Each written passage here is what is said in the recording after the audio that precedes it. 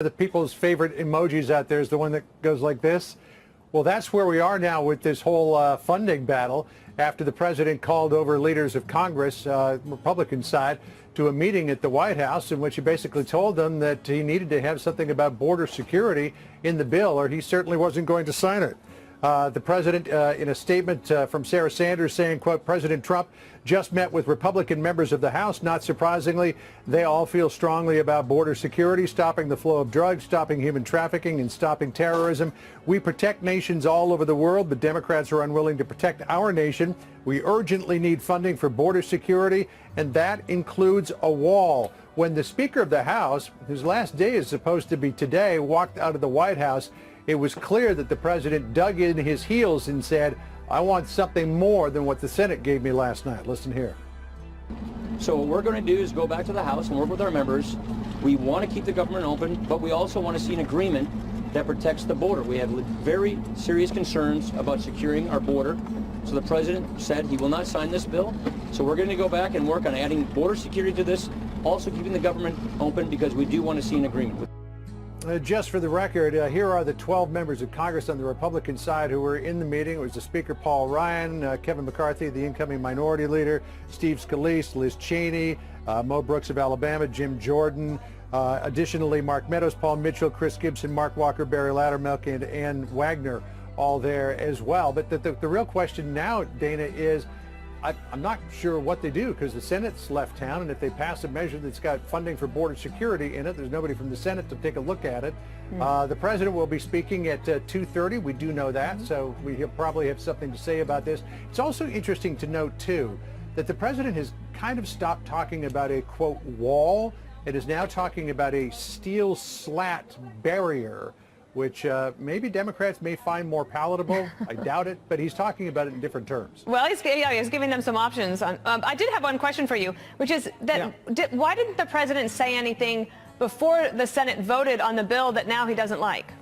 You know, I was talking to White House officials yesterday afternoon when the idea of the CR was floating around the Senate, and I said, so are you're going to eat the CR and sign it? And the consensus seemed to be, yeah, the president would, reluctantly sign it. But then the president woke up this morning and clearly was of a different mind than what his aides told me yesterday. So he wants this funding for border security. What he can't get out of Congress, he's going to try to get out of existing appropriations. So this tale has yet to be told in full. And like many things around here at the White House, it's going to be a doozy. I will not surrender this nation to the whims of criminal organizations who prey on the vulnerable, who hurt women and children, and who spread human misery and suffering.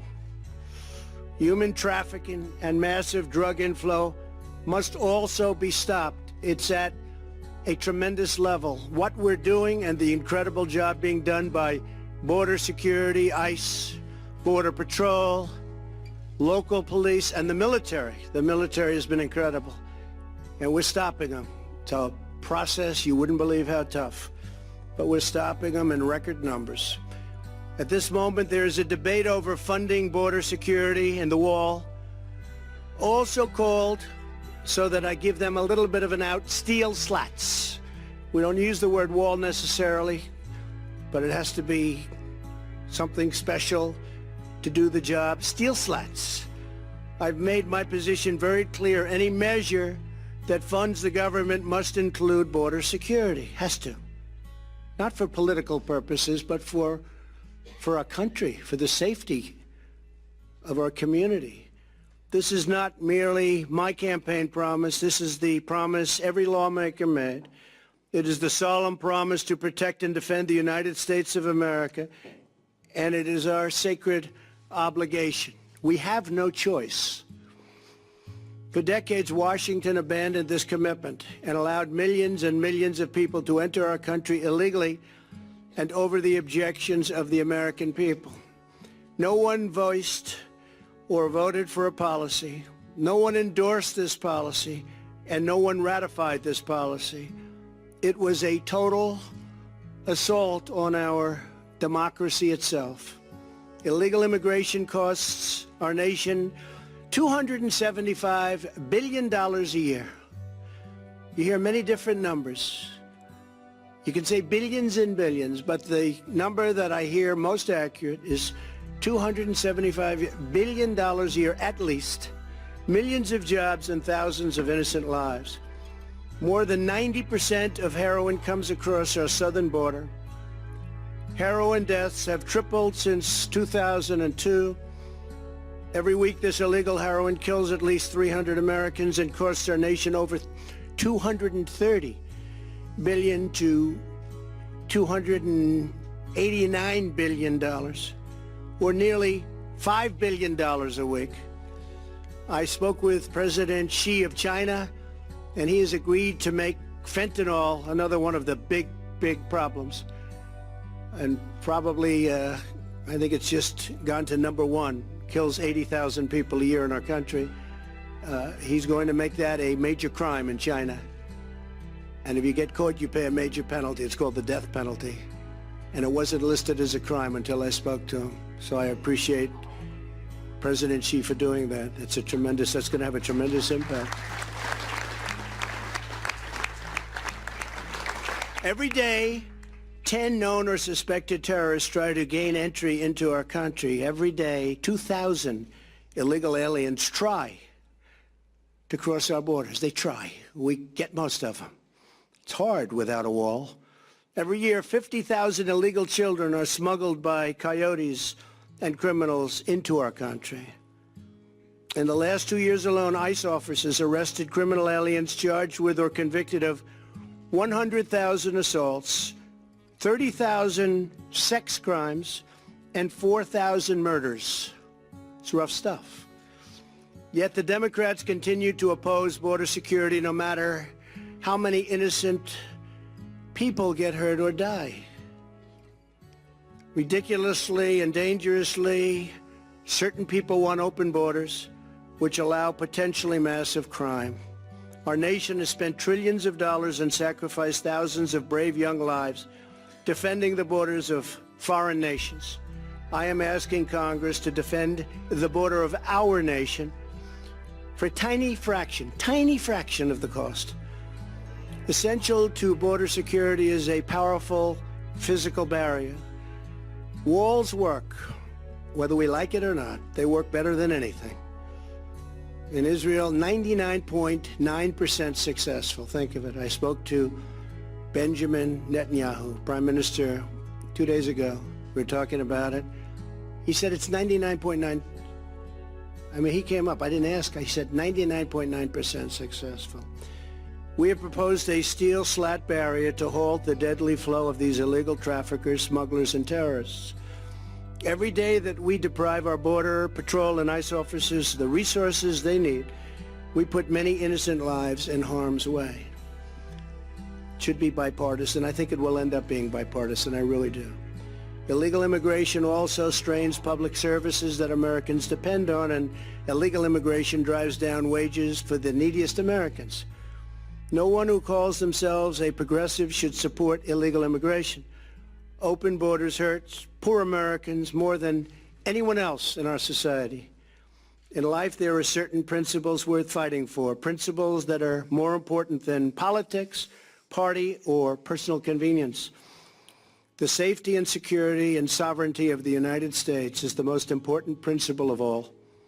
If we don't stand strong for our national borders, then we cease to be a nation, and we betray our commitment to the loyal citizens of our great country.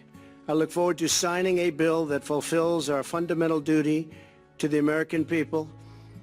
It is all about, and I say this in any way they want to hear it, it's all about America first. We have to put our country first. We have to put our people first. And we have to put safety first. So thank you all very much. And we'll be working on that, Mitch and Paul and Kevin and everybody, and we'll see what we can do. But hopefully that'll all come together. Get some additional perspective now on all these major stories from House Majority Leader Kevin McCarthy, Republican from California. Mr. Leader, thanks for joining us. First of all, give us just an update of how you think this gets solved from your point of view. Well, first of all, Brett, think about this. We've already had 75% of the government funding. We're debating the last 25%. This is about national security, about border security. So the Senate sent over to us what is a continuing resolution that funds the government as is with no border security in there, even though we've already been funding and building the wall. It also had nothing in there when it came to disasters. Remember the hurricanes in North Carolina, in Florida, in Georgia, or the devastating fires in California. So what we will do, and remember there are two separate bodies here, it happens on every bill. We will take a continuing resolution. We will add $5 billion in that for border security. We'll also add the money in there for disaster relief for those states of devastation because they can't wait. A lot of those individuals can't go and plant, can't rebuild. Entire cities are burnt in California, and we'll send that over to the Senate. They can take action. We don't have a problem until Friday, tomorrow late. I think there's some differences and we can find common ground. It's the way our government's designed to find common ground and come to a solution. Right. But do you think you have the votes? Because Yes. you think you have the votes in the House. We will have the votes in the House. We will pass it tonight and we will send it to the Senate. Now, the This question is too about the important. Senate, Mr. Leader. Yes. Because you have Chuck Schumer saying, we're not doing it. You have senators over in the Senate who lost or they were stepping aside, and they may decide they're not going to do this. So where's your optimism, if you have any, about getting it past the Senate to avoid a partial shutdown? Well, first of all, if I listen to Chuck Schumer just a week ago, he said he would fund the wall at $1.6, $1.8 billion. Is he now saying he would not do that? If I look at what he voted on just a few years back, 2013, he funded and voted for a wall in that process as well. So is Chuck Schumer changing his position from the past? And this is the real challenge here. The American people have to understand. Yes, Republicans are in the majority. We will pass it in the House. But the rules say you have to have 60 votes in the Senate. So it really comes down to, does Chuck Schumer want to shut the government down over the idea of protecting our borders? Think about the number of people who've been caught illegal, the number of criminals who've been caught, the number of terrorists, but also the number of children who've been saved from human trafficking. This is important. Also the disaster relief for a number of those states that have been waiting months for this money to come through. Is he going to go home for Christmas and not solve this problem? Mr. Leader, this seemed to change dramatically today. You went to the White House. The president, what did he tell you? He said he's not going to sign it, even though going in, did you not believe that they were going to sign the CR? I don't think the president changed at all. The president has been very clear about getting border security. The House has been very clear about it. The only person who has changed their position in this is Chuck Schumer. And one of the real concerns of why Chuck Schumer's changed his position is it comes to about Nancy Pelosi's vote for Speaker. That comes January 3rd. She has a very tight vote going through. Chuck is afraid that if he does something about doing something with border security, that we would upset those new freshman Democrats that are more socialist coming in for her vote. I think the American people are more important. I think our security is more important than that, and we can do bigger things. Let's deal with this and solve it. What do you tell, let's see, the 380,000 employees who would be furloughed, another 420,000 would be exempted from furloughs deemed essential, but they wouldn't get paychecks ahead of Christmas. And understanding that 75% of the government is funded already, the 25% still has a number of people. Well, that's why we're doing this today, so we can get this all done. How many times have you watched this government, when it comes down to a deadline, to lift something that they haven't been able to do before? We have almost 99% of this all agreed to. The only difference here is Chuck Schumer changed his position about doing nothing along the border. Your viewers have watched what's gone on with the caravans, or the approximately 10 terrorists that get caught a day going through. That's a fundamental difference that we need to protect.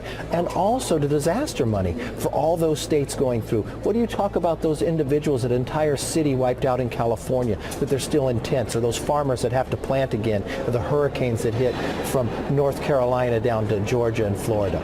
Those are devastations, or the air base that was hit down in Florida as well. These are things that need to get done happen this year, and we should put people before politics, and it really is going to come down to Chuck Schumer and what does he want to do. Mr. Leader, I have two more questions for you. I know you have to leave for a vote. Yes. Steel slats, was this talked about at the White House? Is that somehow semantics, that it's not a wall, but it is a wall? No, I think what the president was doing was what people see today and what he has built already going forward, the new design. It protects, it has view, you can actually view through it because of the slats that are going through. It looks much different, and I think these are some of the ideas that when you look at what Schumer and Feinstein and others voted for just a few years back in the Senate, I think when they see this, they'd be more apt to support border security as well. Okay, and Defense Secretary Jim Mattis announcing his resignation. There's no shading the fact that it comes after the announcement of a withdrawal of troops from Syria and a significant withdrawal planned in Afghanistan. Your thoughts on this?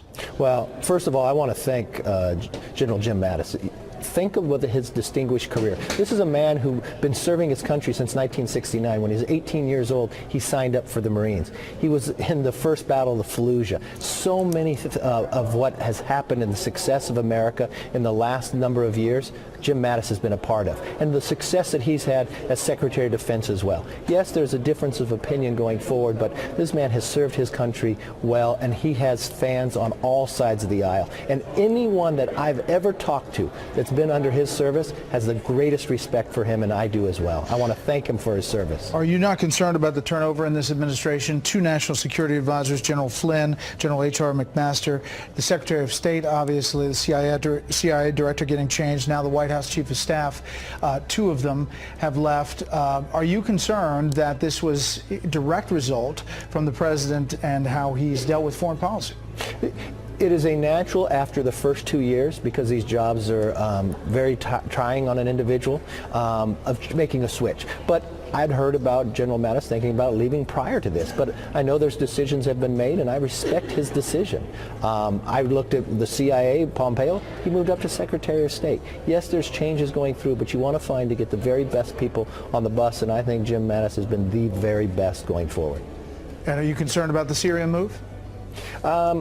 I've watched what this administration's been able to do, something that the Obama administration had not been able to do by combating ISIS and making the influence and growing our military.